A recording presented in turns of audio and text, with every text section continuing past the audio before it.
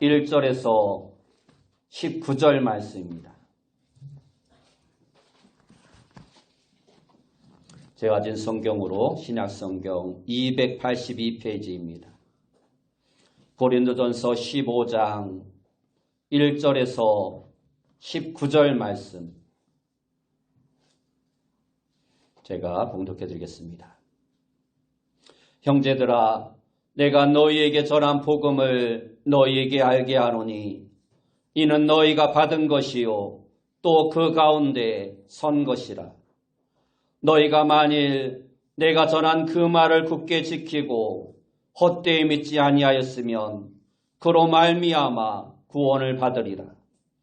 내가 받은 것을 먼저 너희에게 전하였노니 이는 성경대로 그리스도께서 우리 죄를 위하여 죽으시고 장사 지낸 바 되셨다가 성경대로 사흘 만에 다시 살아나사 게바에게 보이시고 후에 12 제자에게와 그 후에 500여 형제에게 일시에 보이셨나니 그 중에 지금까지 대다수는 살아있고 어떤 사람은 잠들었으며 그 후에 야고보에게 보이셨으며 그 후에 모든 사도에게와 맨 나중에 만삭되지 못하여 난 자 같은 내게도 보이셨느니라. 나는 사도 중에 가장 작은 자라. 나는 하나님의 교회를 박해하였으므로 사도라 칭함받기를 감당하지 못할 자니라. 그러나 내가 나 된 것은 하나님의 은혜로 된 것이니 내게 주신 그의 은혜가 헛되지 아니하여 내가 모든 사도보다 더 많이 수고하였으나 내가 한 것이 아니요 오직 나와 함께 하신 하나님의 은혜로라. 그러므로 나나 그들이나 이같이 전파하매 너희도 이같이 믿었느니라. 그리스도께서 죽은 자 가운데서 다시 살아나셨다 전파되었거늘 너희 중에서 어떤 사람들은 어찌하여 죽은 자 가운데서 부활이 없다 하느냐. 만일 죽은 자의 부활이 없다면 그리스도도 다시 살아나지 못하셨으리라. 그리스도께서 만일 다시 살아나지 못하셨으면 우리가 전파하는 것도 헛것이요 또 너희 믿음도 헛것이며 또 우리가 하나님의 거짓 증인으로 발견되리니 우리가 하나님이 그리스도를 다시 살리셨다고 증언하였습니다. 만일 죽은 자가 다시 살아나는 일이 없으면 하나님이 그리스도를 다시 살리지 아니하셨으리라. 만일 죽은 자가 다시 살아나는 일이 없으면 그리스도도 다시 살아나신 일이 없었을 터이요. 그리스도께서 다시 살아나신 일이 없으면 너희의 믿음도 헛되고 너희가 여전히 죄 가운데 있을 것이요. 또한 그리스도 안에서 잠자는 자도 망하였으리니 만일 그리스도 안에서 우리가 바라는 것이 다만 이 세상의 삶뿐이면 모든 사람 가운데 우리가 더욱 불쌍한 자이리라. 아멘. 우리 옆에 분들과 인사합시다. 만나서 반갑습니다. 다시 한번 인사합시다. 오늘도 큰 은혜 받읍시다. 오늘 우리가 읽은 말씀을 통해서 부활신앙은 우리를 바꾼다라는 제목으로 함께 은혜의 말씀 나누기 원합니다. 예수님께서는 십자가에서 못 박히시던 금요일 오후 3시쯤에 운명하셨습니다. 그리고 그날 오후 6시부터는 안식일이 시작되는 날이었습니다. 따라서 예수님이 운명하시고 안식일이 시작될까지는 불과 3시간 정도의 여유밖에 없었습니다. 안식일을 지키기 위해서는 서둘러 시신을 장례해야 했기 때문에 시간적으로 너무도 촉박했던 것입니다.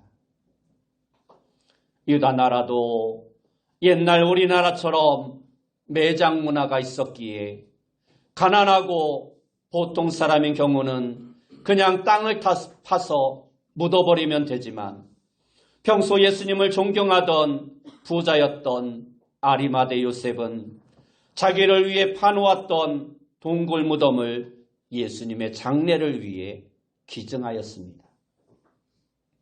당시 부자들은 동굴에 무덤을 만들어 거기에다가 선반을 달아서 시체를 안치하는 관습이 있었습니다. 마침 아리마대 요셉이 예수님의 시신을 자기 무덤에 장사하기를 원하여 급하게 장례 절차를 준비할 때였습니다. 그런데 니고데모라는 경건한 사람이 찾아와서 마치 왕이 세상을 떠났을 때처럼 많은 향료를 가지고 와서 예수님의 시신에 발랐습니다. 그리고 수의를 싸고 두건을 씌워 정중하게 예수님의 시신을 무덤에 장사하였습니다. 이 일에는 여러 명의 여인들이 와서 함께 도왔습니다. 그리고 10명에서 20명 정도 되는 장정들이 힘껏 매달려야 겨우 굴릴 수 있는 큰 돌을 가지고 그 동굴 무덤 입구를 막았습니다. 이렇게 해서 안식일 전에 급하게 예수님의 장례를 마쳤습니다. 예수님을 장례한 사람들을 포함하여 예수님의 제자들이나 예수님을 따라다니던 수많은 사람 가운데도 예수님이 무덤을 막은 돌을 굴리고 다시 살아나리라고 기대한 사람은 아무도 없었습니다. 그렇게 장례와 함께 예수님의 시대는 끝이 났고 예수님의 생애도 종말을 고했다라고 모두가 생각하였습니다. 그런데 사흘째 되던 날 아침 하나님께서 예수님을 살리셨습니다. 죽음 가운데서 예수님을 일으키신 것입니다. 하나님의 영이신 성령님이 예수님을 죽은 자 가운데서 부활하게 하신 것입니다. 새벽에 무덤을 찾아갔던 여인들이 천사를 통해 이 사실을 가장 먼저 확인하였습니다. 그리고 무덤 안으로 들어가서 예수님이 실제로 무덤에 없는 것을 보았습니다. 이들은 예수님의 장례와 함께하였던 자들이기에 예수님의 시신이 어디에 위치해 있는지 정확하게 아는 자들이었습니다. 그들은 곧바로 달려가서 제자들에게 이 소식을 알립니다. 그러자 제자들 가운데 몇 사람이 무덤으로 급히 와서 무덤 속을 들여다보았습니다. 여인들의 말처럼 시체는 온데간데 없고 비어있는 무덤뿐이었습니다. 예수님의 시신을 쌌던 수의와 두건만이 고스란히 무덤 안에 예수님이 누웠던 자리에 있었습니다. 따라서 예수님께서 부활하셨다는 사실을 믿지 않을 수 없었습니다. 그런데 예수님께서는 제자들 중 몇 사람에게 친히 나타나셔서 자기가 부활하신 것을 실제로 입증해 주셨고 또 여인들 중 몇 사람에게도 나타나셔서 자신의 부활이 사실임을 알려주셨습니다. 그리고 그로부터 약 3년의 시간이 지나고 나서 부활하신 예수님께서는 자신을 핍박하는 사울이라는 청년도 만나주셨습니다. 다메섹 도상에서 부활하신 주님이 사울을 만나주신 것입니다. 그리고 말씀하십니다. 사울아 사울아 내가 어찌하여 나를 핍박하느냐. 주여 니시오니까 나는 내가 핍박하는 예수라. 이처럼 바울은 예수님이 살아계신 것을 직접 체험하였습니다. 그리고 나서 20여 년의 시간이 지나고 난 후 고린도전서를 쓰면서 오늘 본문 15장의 내용을 기술하고 있는 것입니다. 이때는 예수님께서 부활하신 후 약 25년의 시간이 지난 후였습니다. 바울은 예수님이 실제로 살아나신 것을 목격자들을 중심으로 해서 하나씩 하나씩 증거하고 있습니다. 베드로에게 나타나신 예수님, 야고보에게 나타나신 예수님, 그리고 12 제자에게 나타나신 예수님 등을 일일이 기록합니다. 더욱이 놀라운 것은 예수님의 부활을 목격한 사람이 한 번에 500여 명이 될 때도 있었습니다. 그리고 아직 그들 가운데서 절반이나 살아있는 사람들도 있었습니다. 따라서 예수님께서 부활하신 것이 안 믿어지면 생존해 있는 그 목격자들을 만나보라고 바울은 말씀하고 있습니다. 이렇게 오늘 본문의 15장의 내용을 가지고 사도 바울은 예수님께서 부활하셨다는 사실을 증거하고 있습니다. 그럼에도 불구하고 솔직히 예수님께서 부활하셨다는 사실을 믿기가 어렵습니다. 아니, 안 믿는 편이 훨씬 더 쉽습니다. 그래서 복음을 막론하고 예수님께서 부활하셨다는 사실을 안 믿으려는 사람이 예나 지금이나 많습니다. 여러분, 고린도 교회 성도들은 온 천하가 예수가 누구인지도 모르는 그러한 삭막한 분위기에서 바울로부터 예수님이 우리를 위해 죽으시고 부활하셨다는 복음을 듣고 예수님을 믿은 사람들입니다.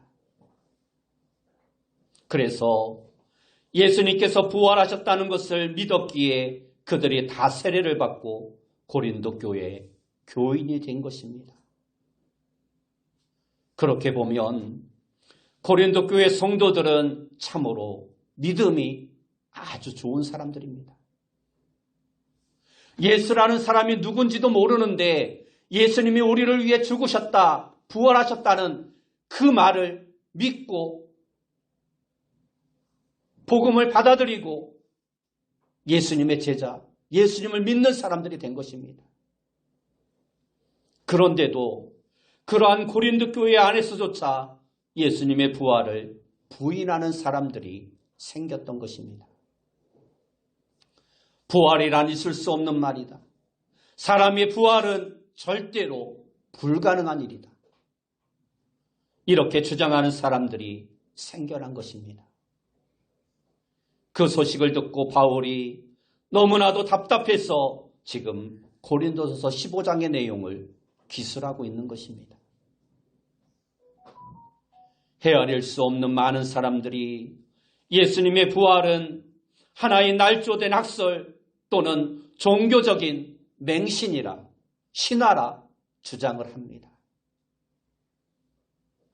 그래서 많은 학자들, 특별히 머리가 비상한 학자들 중에는 평생 이 예수님의 부활이 거짓임을 증명하기 위해 아까운 인생을 소비한 사람들도 많이 있습니다. 사실 어떠한 진리를 증명하기 위해 평생 학자의 생활을 했다면 참으로 보람 있는 일이라 말할 수 있습니다. 그러나 사실을 거짓말로 증명하려고 평생 학자의 생활을 하는 사람들이 이 세상에는 더러 있습니다.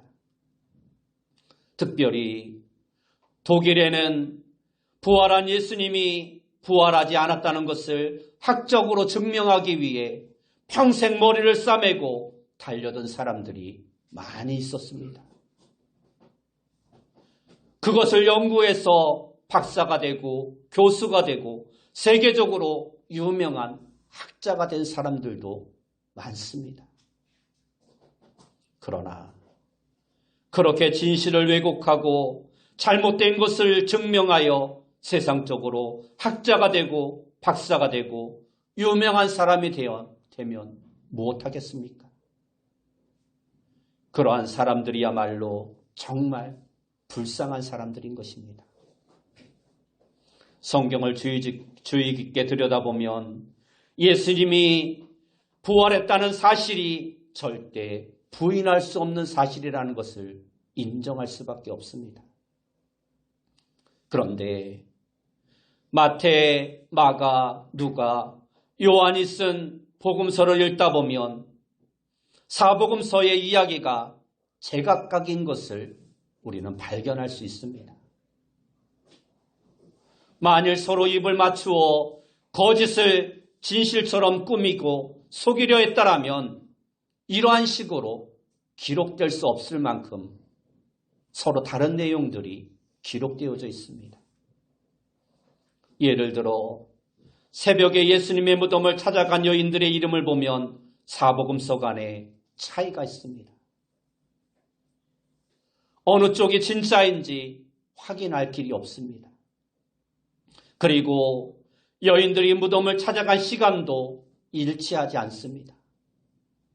어떤 곳에서는 새벽 동트기 전 일찍이 찾아갔다고 기록하고 있고 또 어떤 곳에는 해가 돋은 후에 찾아갔다라고 기록하고 있습니다. 또한 여인들이 무덤에 가서 만났다는 천사의 숫자도 틀립니다. 어떤 기록에는 천사 한 영을 만났다고 하고 또 어떤 기록에는 두 천사를 만났다라고 기록하고 있습니다. 천사가 있던 위치도 서로 다릅니다. 어떤 기록은 천사가 무덤 안에 있었다고 하고 또 어떤 기록에는 천사가 굴려낸 돌 위에 앉아 있었다라고 기록하고 있습니다. 따라서 도대체 누구의 말이 옳은지 누구의 말을 믿어야 하는지 알 수 없습니다. 만일 제자들이 예수님의 부활이 거짓인데 그것을 조작하려고 했다면 이처럼 기록할 수 없는 것입니다. 더욱이 예수님께서 부활하셨다는 사실을 온 천하에 증명하려고 하는데 당시에 여자들을 앞세운다는 것은 말도 안 되는 일이었습니다. 요즘같이 여성의 고난이 큰 소리를 칠 때는 여자들의 말이 더 설득력 있을 거라 생각할 수 있습니다. 그러나 그 당시 여자는 사람이면서도 사람이 아니었습니다. 법정에서도 여자는 증인으로 채택될 수 없습니다. 아무리 많은 여자들이 증언을 한다 해도 법정에서 여자들의 말은 채택하지 않는 것입니다. 그런 시대에 여자들을 내세워 예수님께서 부활하셨다는 사실을 증명한다는 것은 있을 수 없는 일입니다. 너무나 어리석은 일입니다. 따라서 성경의 모든 내용을 종합해보면 예수님의 부활이 날조됐거나 조작됐다는 말은 전혀 설득력이 없는 것입니다. 그들은 단지 그들이 직접 보고 들은 대로 적은 것입니다. 하나의 꾸밈도 없는 사실 그대로를 말하고 있는 것입니다. 이렇듯 서로의 기록들이 좀 달라도 확실한 결론은 한 가지입니다. 그것은 예수님께서 살아나셨다는 것입니다. 이것은 그 누구도 부인할 수 없는 사실입니다. 그리고 더욱 중요한 것이 있습니다. 예수님이 부활하셨다고 소문이 난 것은 예수님이 처형당한 지 불과 사흘 만이라는 것입니다. 시간적으로 보면 하루가 약간 지난 시간밖에 되지 않습니다. 또한 예수님이 부활하셨다는 사실을 이야기하기 시작한 현장이 예루살렘에서 수마일리 떨어진 갈릴리에서 나온 이야기가 아닙니다. 만일 먼 곳에서 전해져 온 이야기라면 예수님을 사모하던 사람들이 예수님이 너무도 그리운 나머지 환상을 받거나 만들어낸 이야기라 할 수 있습니다. 그러나 죽은 지 사흘밖에 안 된 그것도 예수님이 처형당한 예루살렘 현장에서 예수님이 부활하셨다는 소문이 퍼지기 시작했고 이 말을 겁없이 외치는 사람들이 나타났던 것입니다. 아직도 형장에는 핏자국이 그대로 남아 있습니다. 아직도 예수님을 십자가에 못 박아 죽이고자 소리치던 복도들의 눈에는 광기가 서려 있습니다. 빌라도와 대제사장들이 시퍼렇게 살아 있습니다. 아직도 예수님의 무덤가에는 병정들이 오고 가고 있습니다. 그러한 살벌한 분위기에서 누가 감히 예수님이 살아나셨다는 소리를 함부로 말할 수 있습니까? 만약 그렇게 함부로 떠들다가 그것이 사실이 아니라는 것이 발각되면 생명을 부지할 수 없을 것입니다. 가뜩이나 제자들조차도 두려운 나머지 방 안에 들어앉아 자기들도 잘못하면 예수님처럼 끌려가 죽지 않을까 문을 걸어잠고 숨어있던 시기였습니다. 바로 그러한 상황에서 예수님이 살아나셨다는 소리를 누가 함부로 외칠 수 있겠습니까? 그런데 실제 그러한 현장 속에서 예수님이 살아나셨다는 소문이 퍼지기 시작한 것입니다. 그리고 담대하게 그러한 말을 외치는 여인들이 생겨난 것입니다. 그것이 진실이요. 그것이 사실이기 때문입니다. 아무리 막으려 해도 사실은 막을 수 없는 것입니다. 더욱이 놀라운 것은 예루살렘이 그러한 소문을 듣고도 조용했다라는 것입니다.